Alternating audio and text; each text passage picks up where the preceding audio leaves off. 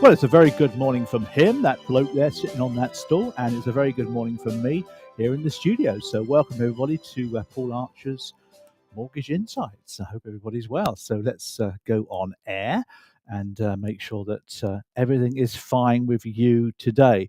We've got a busy week this week here in Cheltenham because, as you probably know, if you're in the racing fraternity, you know, of course, it's the festival, and it's a big thing for Cheltenham because they reckon about 280,000 people are going to join the town this week when there's only a population of about 110. So you can appreciate how many people are rocking up here to spend their money. In fact, we were in town yesterday, Shelley and I, just doing a bit of shopping, and there was quite a lot of people with wads of cash spending. So it's a great scene. It really is. Anyway, now for that, I'll show you some photographs in a minute. Actually, you might be interested in that one. But got a few things for you today, and got some great ideas. Going to look at later life lending. We're looking at affordability for people in the later life lending market. And you might think, well, hold on, those people don't pay any payments, Paul. It's equity release, you know. But of course, the whole world of equity release and later life lending is changing. Lots of new products coming in. So we've got that coming up for you as well. So looking forward to that. But let's have a quick look at some pictures for you. For those of you on the podcast, of course, you can't see the pictures, and I get that totally. But here's a picture of the Cheltenham Festival. As I say, 280,000 people rocking up here. And as you can see, they're all rather smart, and that's the Guinness Village, which of course makes an awful lot of money at the moment. And there's just a picture of the crowds, which I think is fabulous. And I love this photograph as well. Everybody in their finery as well, which is fabulous to see. There you go. But we were out shopping, as I mentioned to you, this weekend. We went to Marks and Spencer's because you do, don't you? And we picked up some bits and pieces, bits of clothes and odds and sods, really. And we would normally go over to the checkout and queue up, and we go to the person, and he or she would take our order and take off the tags and everything and bag it all up, because we were faced with something completely different. And again, to share with you a quick photograph of what I wanted to share with you. There's me smiling away next to a very useful little self-service gadgetry there. And this self-service location that we found ourselves in allowed us to take all the security tags off the clothes, get the bags ready as well, get some hangers organized, and pay obviously as well, and everything that we used to do with a person. Now, the point is that around where we were, and here's a couple of other photographs of you, there's a stock photograph of what was happening. Around where we were, there were helper people. There were people helping and just guiding some of the people that were struggling, because some people struggled. I get all that, you know. Some people have never had situation where there's no one there to serve them before, you know, different generations. So there's people helping, and these people who were helping were really good at people skills, you know, high EQ, listening, patience, communication, great eye contact, great smiles. They were really good with people. Now, those people were probably employed behind the tills up to a few weeks ago. Now they've been promoted and retrained to deal with customers for a short while until customers get used to the technology, and then they'll be redeployed somewhere else in the store. Now, my message, of course, to you in the mortgage world is, are you embracing tech? Of course, we all are. But are we still doing things that customers can do themselves? So are we going through a very laborious fact find and process, which with a bit of technology and apps and things, customers can do themselves? It's there. They can do it themselves. But we seem to hold on to all this stuff, don't we? Why don't we redeploy ourselves so we're more customer facing, dealing with customers, communicating, influencing, explaining things? Why don't we focus our time in that area and let what customers can do themselves do it themselves? Let the tech do the heavy lifting, I think, is the key to the whole process there. But some good photographs there. There's another one here of me at the click and collect section. There's a return box there where you can do your returns now. Just key in a few details and key in the pickups as well from the online retail side of things, because they've embraced the fact that most people buy online. Shelley said to me, do you want to buy some clothes, some t-shirts and stuff for the summer? I said, no, I'll get it all online. And if I wanted to return them, I'll just drop it in that box there, which might be a convenient thing for me to do. And that's the way the world's changing. Again, as mortgage advisors, are we changing? I think it's the key message there. I'm sure we are, but a lot of us like to hang on to things just because we've always done it that way. And Marks and Spencer's, well done for you guys. Good shop as well. Enjoyed that. Anyway, enough of that.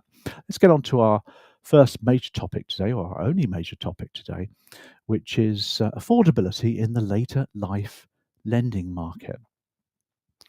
And people say to me, look, Paul, I don't need to talk about affordability when I'm talking about equity release, but equity release is only part of the later life lending market. There's more to it than that. There's plenty of other products coming in.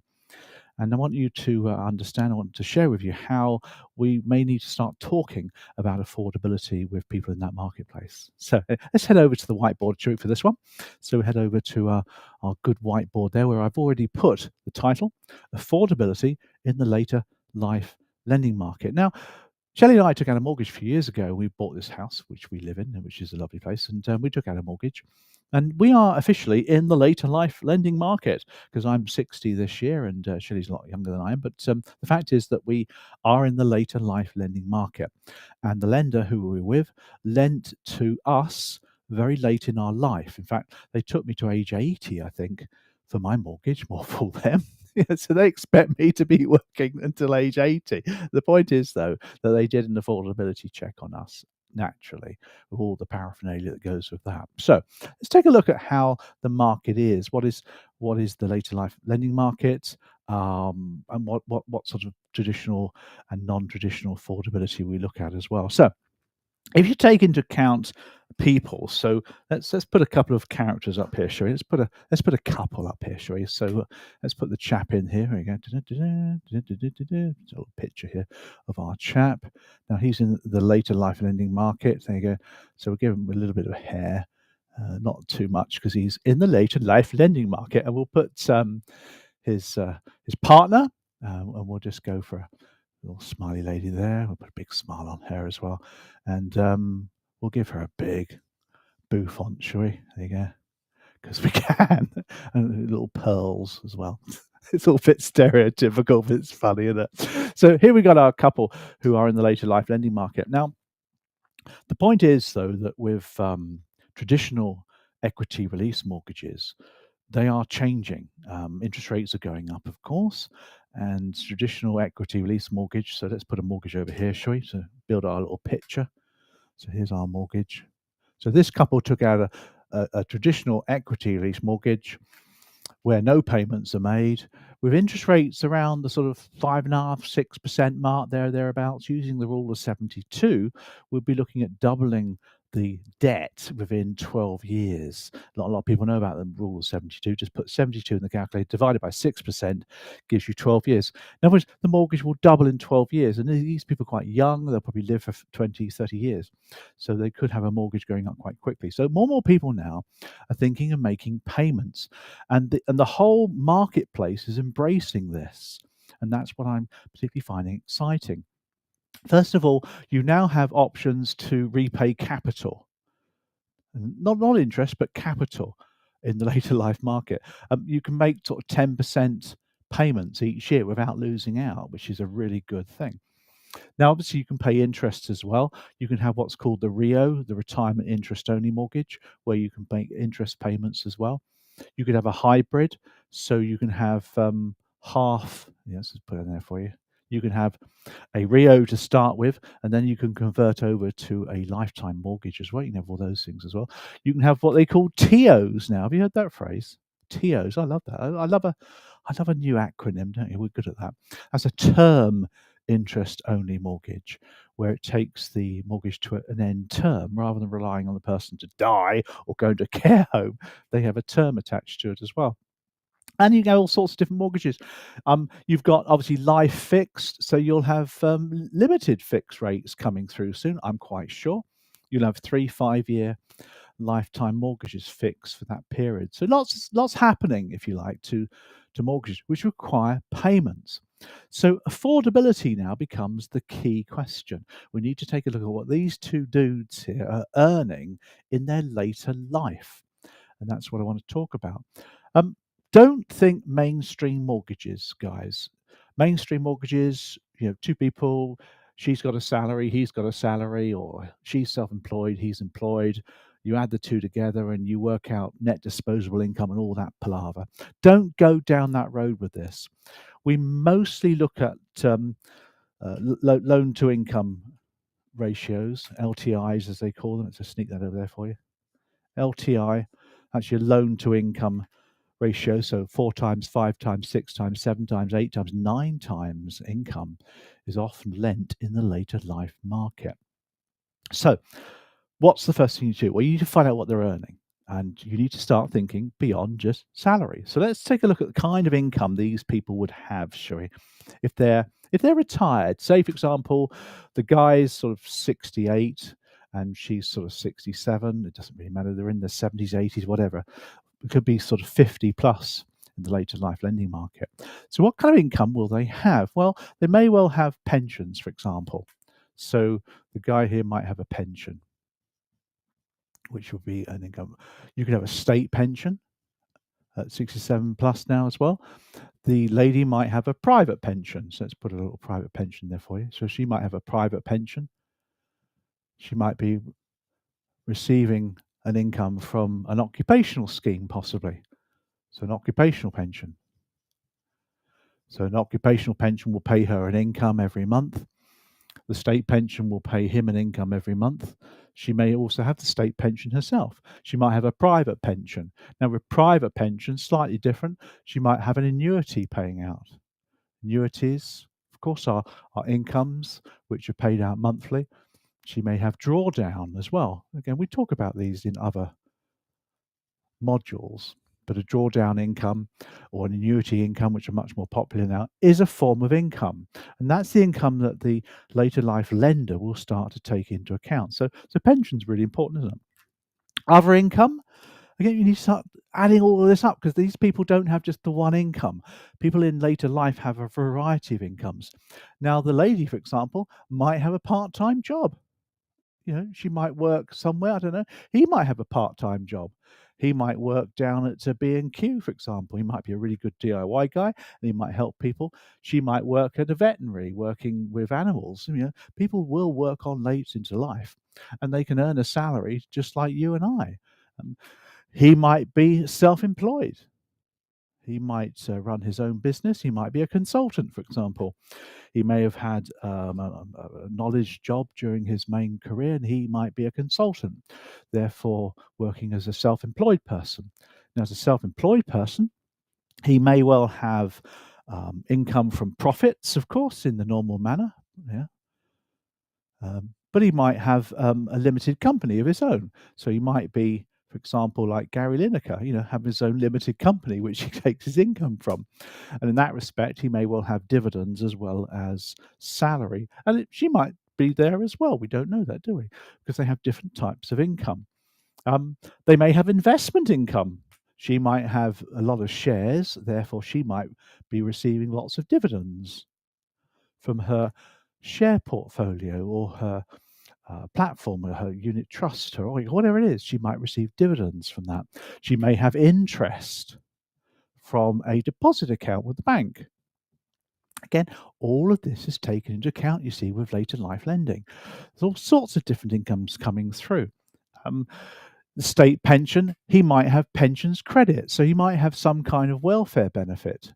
Pensions credit is given to pensioners who don't have a lot of money coming in. I doubt if he'd get it, because if he's got a self-employed job and a part-time job and she's got income as well, they will be well beyond welfare benefits. But sometimes a pensions credit might be taken into account for somebody who doesn't earn a lot of money elsewhere, particularly if they're older, for example, and they're too old maybe to work. So pensions credit might come into it as well. So lots and lots of different types of income. He might be, I mean, she might be, for example, let's give her some more income, shall we? Why not? We've left her out a bit. She might be a NED. Now, a NED stands for a non-executive director. These are people who work on the board of directors of firms, but they're not employed. They're on the board. They're non-execs. They're not executives. Therefore, they don't have a salary for working for the firm, but they're there for advice purposes. It might well have been that she had a career in HR and is now a non-executive director with a HR capability, earning a good salary. So people in the later life market do have a variety of different types of salaries, mostly pensions, and you need to understand how annuities work, drawdowns work, state pensions work. So you do have to have a knowledge of this type of income if you're going to ask the questions to find out what it is. Now, the key thing here is that this income needs to be proved. The best way to do that is through an SA 302, which is the confirmation of your self-assessment return. So everybody has to do a self-assessment, whoever you are, and these people will have to declare their income to the revenue, HMRC, every year, and obviously pay the tax on that. And this SA 302 is a formal documentation which confirms all of the different sources of income that you have. That's what the lender will be looking for. Naturally, these two will do a credit score as well. So, they won't miss out on credit scores because that's part of the deal. Now, the thing about the later life markets, there's a few nuances. And the big one is that a lot of these mortgages are paid on the death of the people or going into a full-time care home. So, for example, the one I'm referring to mostly here are RIOs. Now, a retirement interest-only mortgage has no end date attached to it. So the capital gets repaid on death or going into a care home. Okay, they may have made capital repayments over the years, that's fine. Or it could be a hybrid. Now, in those situations, the lender will need to do a bit of a calculation to see if they can afford the mortgage. Not so much for hybrids, but if it's a straightforward RIO, they will look at the couple's income. Now, if it's two people, they will look at the lower income to work out the maximum that they can lend. It's often called last survivor. Now, think about the logic here. If I'm lending to these two people on a RIO that's going to be requiring monthly interest payments, and then the capital gets paid when they're both dead or both gone into care home, then I need to work out the money, work out their affordability based on the lower person's income. And that might be him. She might earn all the money and he might have a lower income. In that case, you see, if she dies first, the interest still needs to be paid until he dies or goes into a care home. So you need to work on the lower income. So you need to look at things like inherited income. So take a look at her pension, for example. She has a private pension. She might have an occupational pension. If she has an occupational pension, there will be spouse's pension paid. So if she dies first, the spouse will receive an element of her pension. She needs to work that out. If there's an annuity that she's bought with a private pension, then that may well pay a spouse's benefit if she dies early. The state pension, will it carry on paying to her, for example? The dividends that she's receiving, in her will she bequeath the shares to him so he receives the dividends? So you need to look at the second income. So it's a little bit more complicated. The point is you need to understand the topic. You need to know how spouses' pensions work on occupational pensions. If you've got no idea, you're going to flounder and it's all going to go horribly wrong. So you do need to have knowledge in that area as well. So that's second income. The other quirk, if you like, of a later life lending mortgage, as I mentioned to you, is they do work on loan to income more than net affordability, looking at net disposable income. Obviously, they look at your expenses as well as your income because that comes into it. Often people who've retired, they may have high expenses if they're traveling a lot and spending money, etc. That comes into it as well. Now, the loan to income ratios, which have been quoted by the various lenders in this marketplace now, do vary according to the type of mortgage. For example, if you had an interest-only mortgage, so if you had an interest-only TO, for example, term interest-only that had a term attached to it, maybe going on to age 80, 85 or something, then if you're required only to make interest-only payments, of course, then the LTI is going to be much more generous because you don't have to pay so much, do you? But if you're having a capital interest mortgage, which you can have, I mean, Shelley and I have got a capital interest mortgage. I'm in the later life market. It pays off at age 80, but obviously we pay capital and interest every month. And therefore, the affordability loan to income is much more stringent for a capital and interest mortgage. So lots of different quirks, really. The message to mortgage brokers, mortgage advisors, if you're in the later life lending market, which is the sector, then make sure you know all the options. Make sure you can talk about all the different mortgages that are available. Make sure you're whole of market, because not only have you got the traditional equity release lenders like the insurance companies and some building societies, you've now got specialist lenders coming like Livermore, people like that, who lend in a different way. So make sure you've got all the options available to your clients. Make sure you're able to ask the right questions. Your fact find has all the different types of income that they may have. Make sure you understand how it works, particularly the SA 302s, because affordability becomes increasingly important now, as people don't want their mortgages to be doubling every 12 years. They might want to make some capital payments or interest payments, maybe early on until they get older. So that's the message to you. I hope you found that useful. Bye. Great work, great work. There we are, a bit of a technical session there for you. But as always with these mortgage insights and updates, it's all about updating you with the market, how it's changing, how things are altering for the benefit of customers. And these videos we put into our boot camps as well. We've got technical boot camps which people can buy into. They're all online on demand for CMAPs, for equity release, for protection, for DIP-FA coming through later this year as well. In fact, we've got quite a few new products coming through, actually, which are interesting just to mention to you quickly. We've got the Route to Financial Advisor, which I'm very excited about, palling up with the LIBS DIP-FA, which I've been teaching for years now. And we're going to help people through the DIP-FA so they can become financial advisors. And that's quite an exciting new product. That starts on the 3rd of April. And in a couple of weeks' time, on the 25th of March, I'm doing a webinar live where I'll explain how the product works and why you might want to think seriously about becoming a financial advisor. Particularly if you're in the later life lending market, you do need to understand these things a bit more. So that's exciting.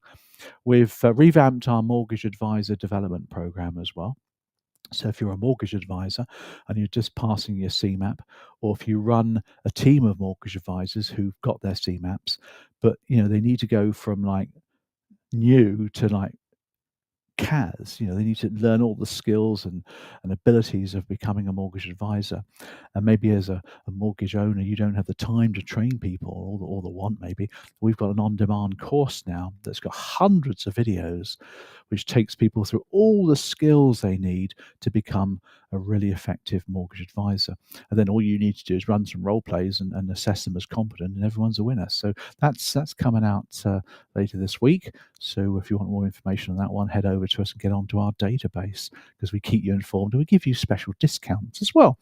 The Route to Financial Advisor one, for example, we give you a good 20% discount if you're on our database. That's the benefit of being on our database. So get yourself signed up for that from our website.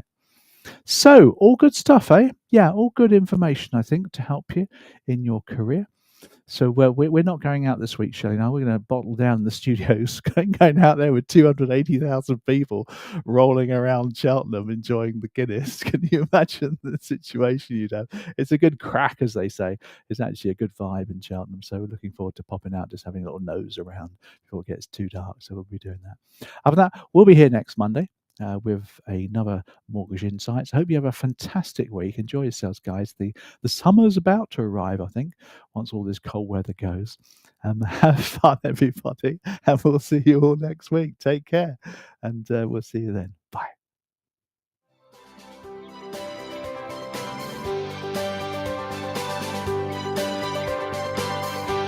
Oh, don't forget Mother's Day next Sunday, anybody, if you think you've got your mum. So don't forget to enjoy that. See you guys next week. Bye.